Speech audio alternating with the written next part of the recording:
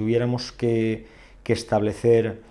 una coincidencia entre quién cree que es gestor cultural y en qué ámbitos se coincide con esa definición o con lo que entendemos por gestor cultural, creo que evidentemente salen los públicos, los gestores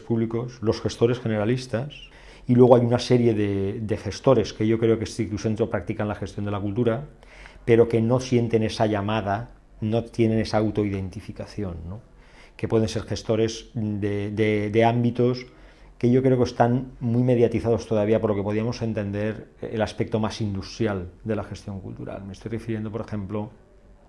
a gestores que tienen que ver con el libro, con el audiovisual. No sé si quizá, pero esto ya sería quizá de ámbito más nuestro local, sí que hay una más clara identificación con gestor cultural en el ámbito público que el privado, pero creo que puede ser más un fenómeno de reconocimiento o autoidentificación que no de realidad. Diversos estudios que se han realizado sobre el perfil del gestor cultural inciden en que existen gestores culturales que, a pesar de realizar y de llevar a cabo tareas vinculadas a la gestión cultural, no se autoidentifican como tal. Estos estudios son buenos no solo para la profesión, sino en la medida de que son buenos para la profesión, son buenos para el conjunto de las políticas culturales, porque de alguna manera introducen en el debate estudios sobre profesionales, que eran estudios inexistentes en relación a otros estudios sobre políticas, ¿no? Yo creo que en el ámbito de las actitudes, yo creo que en principio no existen diferencias entre lo que puede ser una actitud de un gestor cultural público o privado. Finalmente, el objetivo está claro, el objetivo es conectar el hecho cultural con la sociedad. Sí que es cierto que en el caso del privado el aspecto de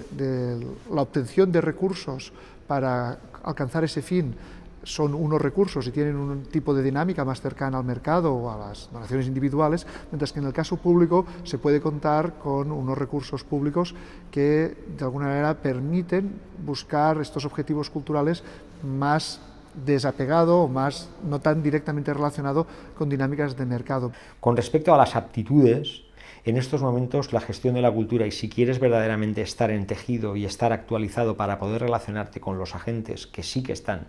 que suelen estar actualizados,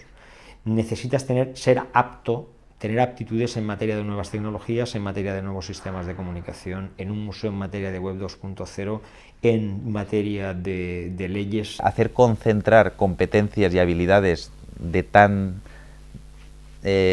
origen tan dispar, al final, pues en algunos momentos se habla estamos superhombres o supermujeres que tienen que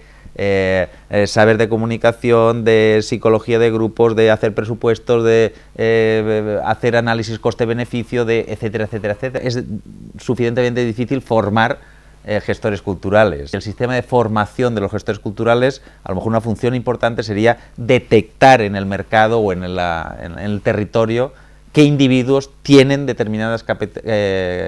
capacidades que podrían aprovecharse para la gestión cultural. Sin duda es necesaria un conocimiento, una formación, pero también a mi parecer es absolutamente imprescindible un punto de pasión, un punto de absoluto convencimiento que lo que se está haciendo aporta un valor importante a la sociedad,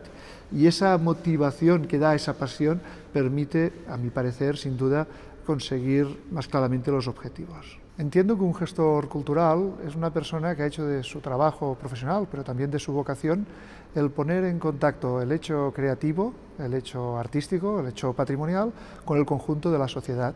de la cual surge ese fenómeno y a la cual regresa. Por tanto, la responsabilidad del gestor cultural es cada vez mayor. Lo que haga o deje de hacer el gestor cultural le otorga mayor o menor valor al hecho cultural. Cuando hablamos de los retos en el ámbito de la gestión cultural, yo creo que se tendrían que diferenciar entre los retos a nivel de profesión y los retos a nivel de los profesionales que trabajan en el ámbito. A nivel de profesión, tal y como se desprendía en el estudio que realizamos en el año 2009, uno de los principales retos es conseguir el reconocimiento social definitivo, que esto evidentemente llevará un tiempo, ¿no? Por otra parte, se establecía también el establecer un convenio colectivo, y el último de los retos que hoy por hoy podemos decir que se va a conseguir es el conseguir un epígrafe en la Clasificación Nacional de Ocupaciones. Recientemente hemos sabido que este epígrafe se pondrá en marcha a partir del febrero del año que viene y por lo tanto esto será un factor muy importante para la autoidentificación, por una parte, también para el reconocimiento social de estos profesionales y por otra parte para poder obtener datos estadísticos referentes a la profesión. A nivel de profesionales, cuando realizamos el estudio del perfil de gestor cultural en Cataluña el año 2009, una de las principales capacidades que resultaba era la capacidad de planificación, seguida de la sensibilidad artística que tenían que poseer los gestores culturales. Y ahora yo creo que uno de los retos es desarrollar otras capacidades porque estamos viviendo un momento muy crítico con esta crisis económica, es decir, nos tenemos que adaptar a los nuevos tiempos que estamos viviendo. Por lo tanto, se tendrían que desarrollar más capacidades como la capacidad estratégica, la búsqueda de la viabilidad, no solamente una viabilidad económica, sino social, política y artística, también desarrollar la capacidad de liderazgo de nuestros gestores culturales y, por último, la creatividad y la innovación. Vamos hacia un camino en el que esto va a madurar tanto, en el que tendremos que empezar a pensar en qué tipo de perfil profesional empezamos a necesitar. Si un perfil holístico, un perfil general, o perfiles con un tronco general y cierta especialización. Entonces creo que en ese sentido habrá que combinar una cosa y la otra.